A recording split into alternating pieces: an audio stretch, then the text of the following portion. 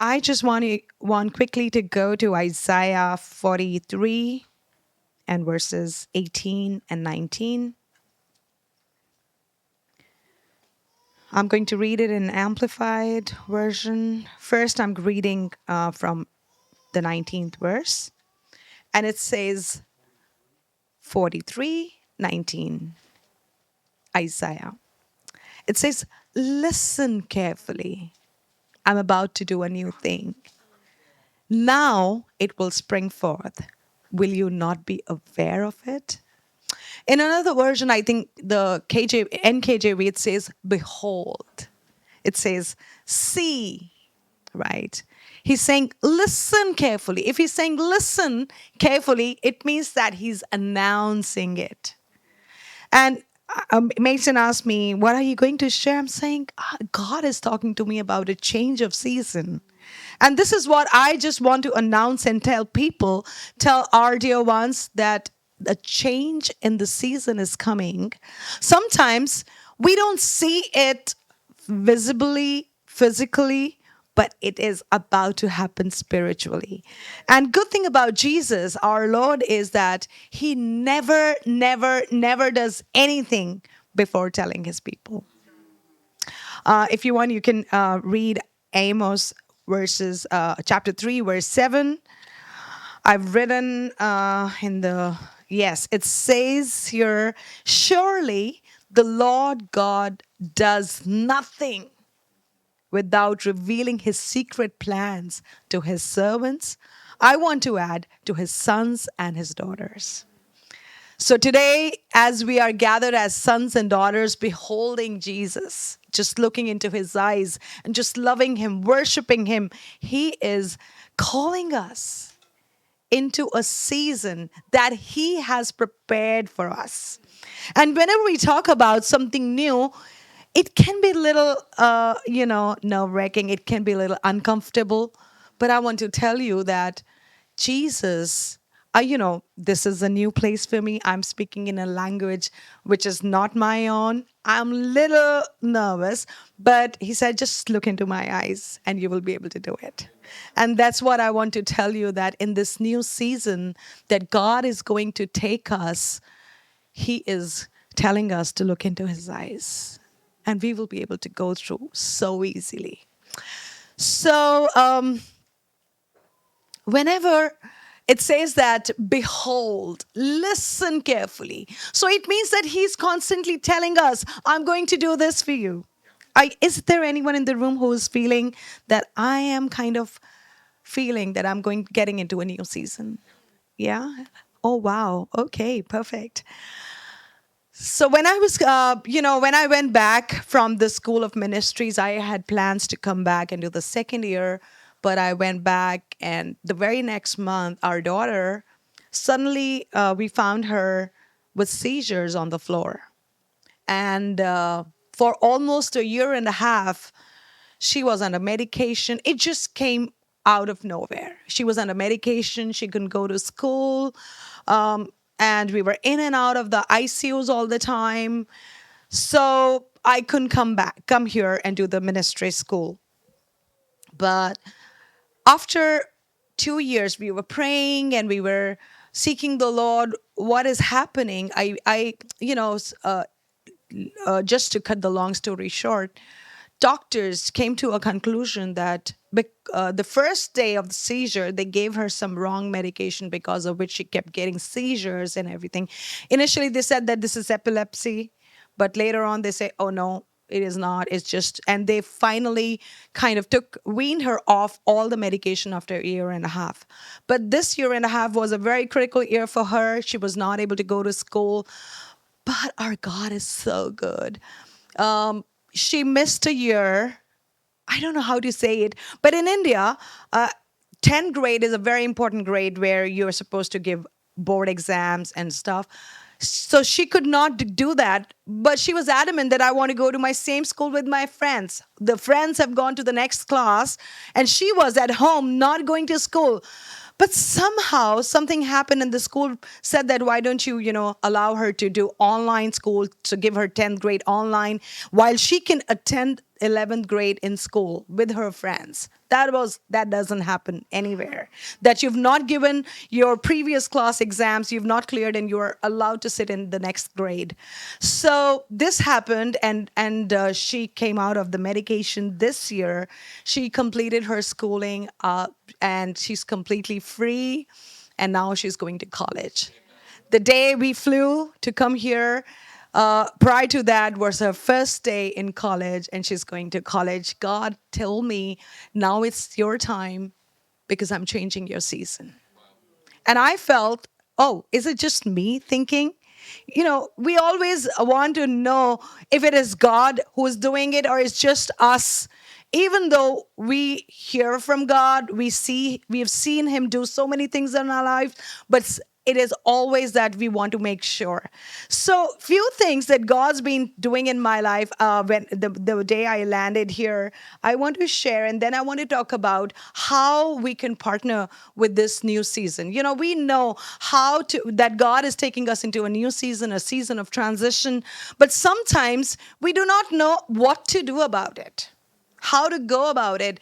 So, he's saying that, behold, I'm doing a new thing. Now it will spring up. Yeah. First, we have to listen carefully.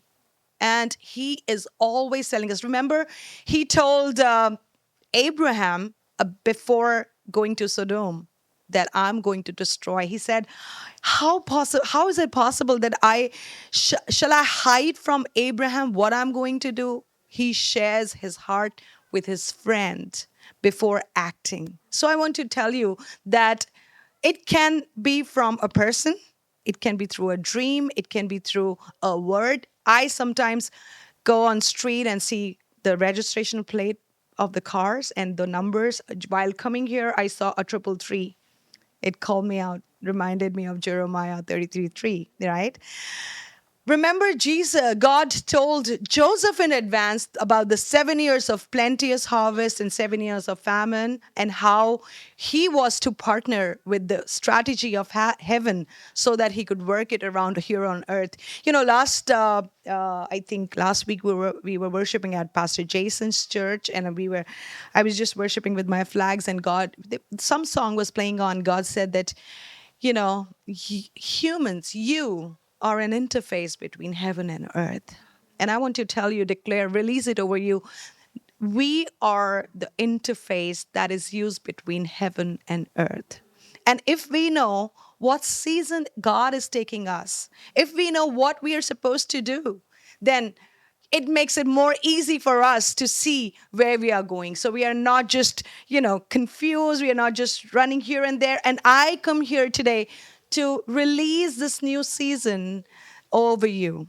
Just don't look at your circumstances, because God is not only changing your circumstances, He's changing the season. Right? We are going in physical realm. We are going into a new season. We will all be changing our clothes. What we are wearing these days, we won't be able to wear, in a month's time, or it's going to get colder, right? So we have to partner with our surroundings. Similarly with God, sometimes, and I want to reiterate that sometimes the new season begins in spirit before it becomes visible in natural. Yeah. And sometimes when we don't see it happen in physical, it doesn't mean that it's not happening. God is taking us into a new season. And we should be rest assured that the plans that He has for us, none of them, none, not even one, is to harm us. No matter how overwhelming it may feel, look, God is there holding our hand, and He's just calling us, just look into my eyes and just walk. So when I entered, when I came back here, previously my journey was somebody. I said, Lord, I don't have money to come to School of Ministries. If you want, you need to give me money, because India we can't. So an acquaintance took us to meet their landlady, our family friend. And so she was like, where are you from? And I'm a pastor from India and this and that. So then next day, she called me back. The landlady called me back and said that, last night God spoke to me and I'm supposed to partner with your ministry school. And God asked me to pay for your tuition. So I was like, oh, really? I'm like, so she took me to the bank the very next, same day. And she got an account opened because I'm an Indian. I don't have visa. I'm just here on a tourist visa. She opened an account with me, a joint account with her, and transferred the money, the fee. And I'm like, the tuition fee. And I'm like, hold on, I need to go back, apply for my student visa. I have to talk to my husband if I'm allowed to come or not. He's like, no, I know. I've heard from the Lord. You're coming. So I got this card from Wells Fargo. If you could put that picture. Yeah. So this was my card. And when I looked at this card, God reminded me that I'm your provider, the Lion of Judah. And I kind of felt that, oh, wow. Now, nothing, he's with me, he's watching over me. Always, whenever I'm using my card, I'm just, seeing that, believing that he's with me. So now I went back. And if you see, there is an expiration date of June 26th. So I'm like, I'm going back to America and I need to get this debit card renewed, get a new one so that I can use it. So this time when I come, I went to Reading to attend a conference, staying with a friend. So the very first day, she's like, I want to honor you and the ministry that you carry in India, and I want to take you to shopping, and I want to buy something for you. So she takes me to the store, and she takes me to this watch counter, and she says, "Just choose a watch for yourself." And I'm like, I don't need watch. I don't like wearing watches. I have one. I'm happy with it. And no, I'm not a watch person. So we come back. Next morning, while I'm getting ready to go to church, God reminds me that you remember that watch she showed you yesterday, which you said you don't want. And she was speaking into your identity, and she was speaking into your season, and you said no. To receive, you need to be humble. And God kind of reminded me, what watch was she saying? Could you bring the next picture? So this was the watch she wanted me to buy. And I did not even look at the watch. But when God said, go for it, he said that she was speaking over your identity and your new season. And I was like, okay. So I looked at the watch and it said coach, and it had this horse thingy. So I told her that, and she says, like, you're my coach. She always says that. So I thought she was speaking into my identity. So I said, God asked me that I need to be humble. So she was like, yeah, let's go and buy the watch for you. So she buys this watch for me, and we come back home. And, I'm like, okay, God is taking me into this new season where I will be coaching people and this and that. And then God tells me that this is the season that I am going to be your coach. Okay. So second thing, then I have to go to the bank. We've been trying to go to the bank even before buying this watch, but then we couldn't. And then I go the next day to get my card renewed. I go to the Wells Fargo Bank in Reading. There is a huge line for people who are waiting to get their services done. So I'm standing, and ahead of me are like 10, 12 people. And so I'm just waiting for my turn, and the bank manager just comes. And I hear in my heart, you go and talk to him. You just ask him. I'm like, I'm standing in the line. It's okay. So he walks up to me, and I say, I'm here to get my card renewed and this and that. So he says, okay, I have an appointment in 4 minutes. If they don't turn up, I'm going to take you out of the line and do your card thingy. I'm like, okay, this is neat. I just wanted to inform him that this is what I'm here for. If it can be done. And 3-4 minutes later, he comes, and people who are standing, he's asking, what are you here for? What are you here for? And they say, oh, we are here to deposit money, da, da, da. So he takes me away into his cabin. While I was standing in the line, God says that even before you don't get that card, but that card is very dear to me with the line thing, because it always, I felt that is how God provided me, and it is like God's blessing over my life. So God said, even if you don't get that card, it's okay. He said, I'm changing your season. This is what I heard standing in the line. So he takes me into his cabin and he says, well, so I tell him that I need a fresh new card, and I hand over my card to him, and he says, oh, this line card, I just loved it. But I must tell you that they stopped making this card. And I'm like, God already told me. I'm like, okay, never mind. And then he says, so he's just looking, he's filling my papers and doing some stuff on his computer. And then I say, even if, there isn't any picture on the card, I'm okay. Just give me a plain card. As long as my card is renewed, I can withdraw my money from it. So he's like, so for a second, he looks at me and he says, why do you want to give up so easily? I'm like, and it felt that in this season, sometimes God can speak to through anything. And I felt like God is telling me, why do you want to give up so easily? I'm going to do something new in your life. And this is what I want to declare, release over you when I'm sharing my testimony, because testimony of Jesus is the spirit of prophecy. Don't give up so easily. Hold on. Remember, Elisha heard that there's going to be rain. And he sent the servant. I'm quoting from, I'll just share the reference, 1 King 18's 41 to 45th chapter. You can write it down, and maybe if you want, go home and read it. So Elijah heard the rain before he saw the clouds. And, the servant went, said, nothing. Then he went again, nothing. 7 times he went, but Elijah kept on saying that, no, go out. Go, go. Sometimes we get very discouraged by, one time we go, 2 times we go, and then we say, but God always places people in our life that will say, why do you want to give up so easily? This new season, this transition is coming over your life. I am with you. Don't go. Don't worry. So he says, why do you want to give up so easily?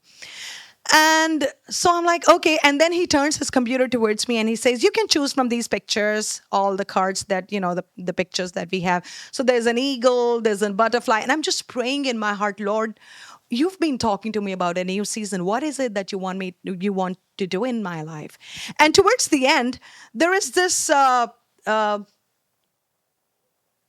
this card that I see. And the moment I see this, I'm like, oh, could you click on this picture? And he clicks on this picture and it says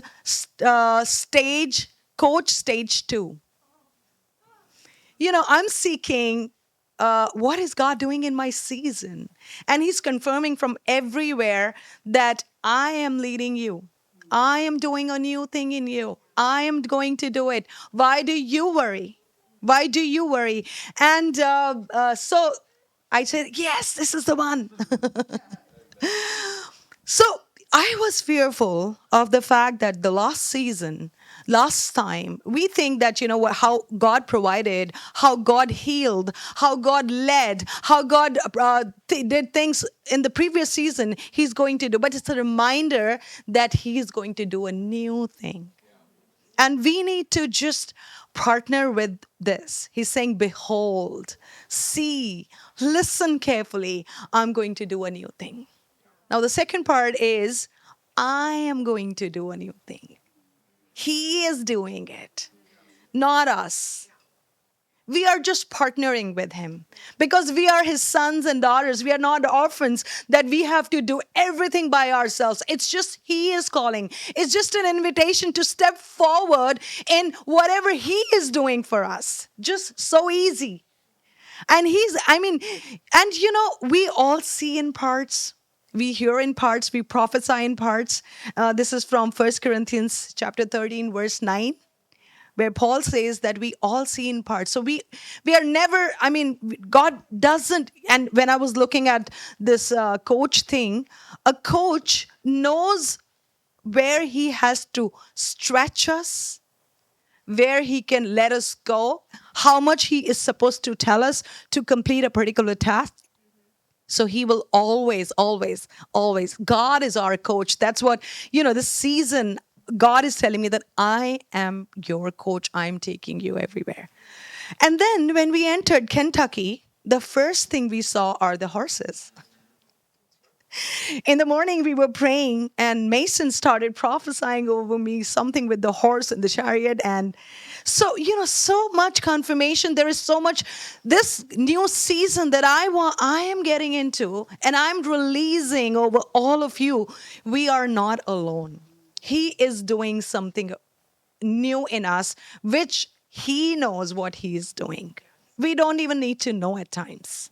It's just that we need to be aware that he is doing it. And the best part is that he will never do anything without letting his people know, which he loves to share with us, right? So, just like, so behold, see, I am going to do a new thing and it is going to come forth. It is going to spring forth now. Now, we just want it now? No, we are going to wait for the right timing of Jesus. It takes off so much pressure when we stop waiting, and just surrender it in the hands of the Lord.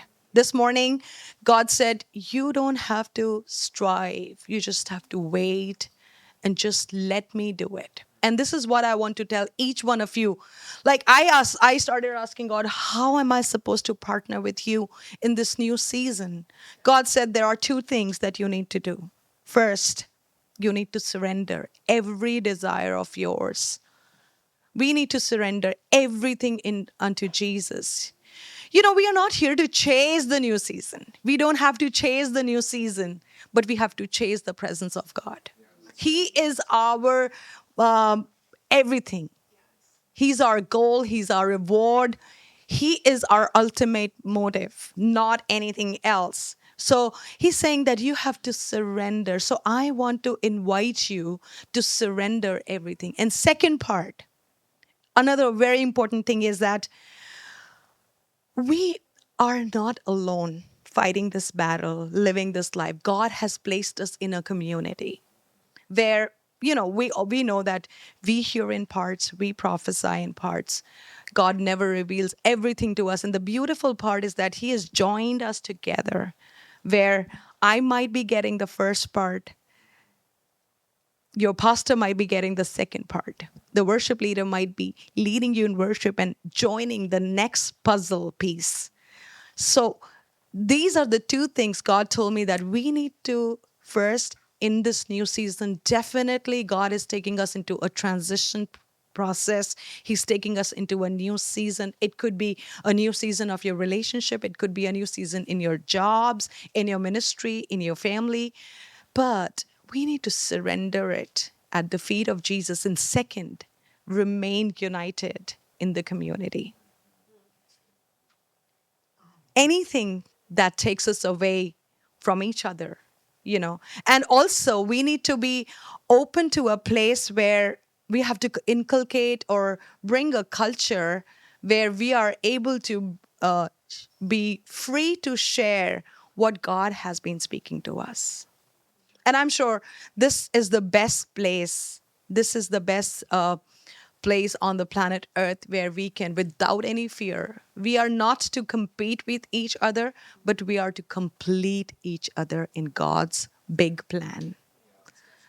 So when we are, we all are aware, we are people who can hear God's voice. Even a small nudge, we get to know. We know that the season is going to change in our life. We might have just heard one word, or maybe we've just seen one picture, maybe just just felt a nudge. But let's come together and surrender our desires before Jesus with each other, because God reveals things to each other. And I believe that this is what God has called us. So I just want to pray and release this over you. If there is any inhibition, any kind of thing that, you feel that, it's stopping me. Second Corinthians 5:17.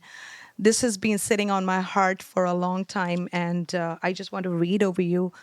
So, from now on, we regard no one from a worldly point of view. Sometimes, the God has placed it in a community for a specific reason, but we start seeing people with worldly view. God is calling us to put our eyes on Jesus and look at each other through his lens so that we can receive what they carry, what God has placed in their life.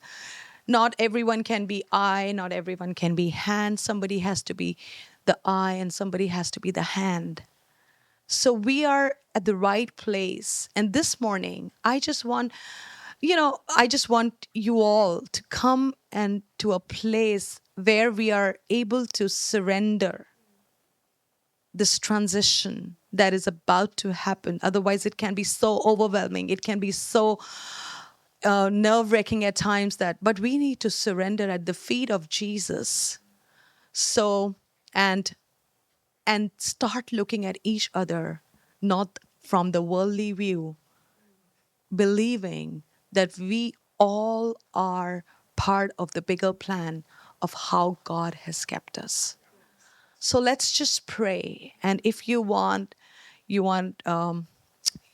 saying that I want that. I want to do it tonight. I'm believing that Jesus is taking me to a new season for my family. So I want to surrender it at Jesus.